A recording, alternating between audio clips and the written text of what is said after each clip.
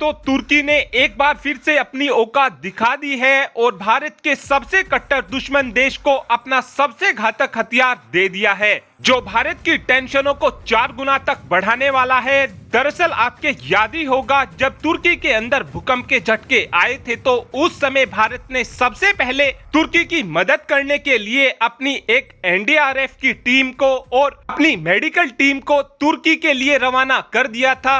हमारी इन टीम ने तुर्की के बहुत से लोगों की जान बचाई थी, जिसको देखकर ये लग रहा था कि अब भारत और तुर्की के बीच रिश्ते नॉर्मल हो जाएंगे। लेकिन इस हादसे के कुछ ही दिनों बाद तुर्की ने फिर अचानक से कश्मीर का मुद्दा उठा दिया था, जिसके बाद ये लगने लगा था कि तुर्की और भारत के रिश्ते कभी नॉर्मल नहीं हो सकते हैं। लेकिन फिर अचानक से तुर्की ने G20 समिट में भारत की यूएनएससी की परमानेंट मेंबरशिप के लिए अपना सहयोग दिखाया था, जिसको देखकर फिर से यही लगने लगा था कि अब तुर्की और भारत के रिश्ते नॉर्मल हो जाएंगे। लेकिन अब ऐसा नहीं होने वाला है, क्योंकि तुर्की की तरफ से पाकिस्तान की सेना को अपना सबसे शक्तिशाली ड्रोन यानी कि AKC सौंप दिया गया है, जो भारत की टेंशनों को 4 गुना तक बढ़ाने वाला है। इस ड्रोन की कुछ खासियतों की बात की जाए तो ये ड्रोन 40 फीट लंबा है और 65 फीट चौड़ा है। इस ड्रोन की रफ्तार 361 किलोमीटर प्रति घंटा है और ये ड्रोन 280 किलोमीटर प्रति घंटा की रफ्तार से हवा में गोते भी लगा सकता है।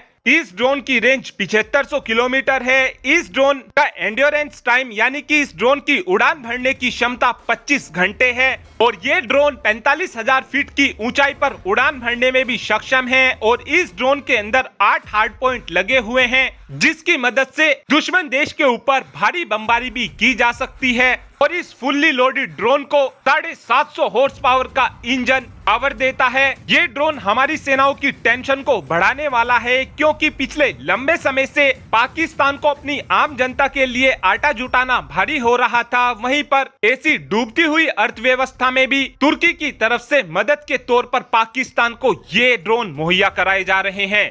लेकिन चिंता की कोई बात नहीं है, इन ड्रोनों का मुंह तोड़ जवाब देने के लिए भारत के पास S-400 जैसे एडवांस डिफेंस सिस्टम और भी अन्य कई प्रकार के डिफेंस सिस्टम फिलहाल भारत के पास मौजूद हैं। और इन ड्रोनों को मारने का स्पेशलिस्ट यानी कि इलेक्ट्रॉनिक वॉरफेयर सिस्टम भी भारत के पास भारी संख्या में मौजूद हैं, जो इस ड्रोन को पलक झपकने तक का भी मौका नहीं देंगे।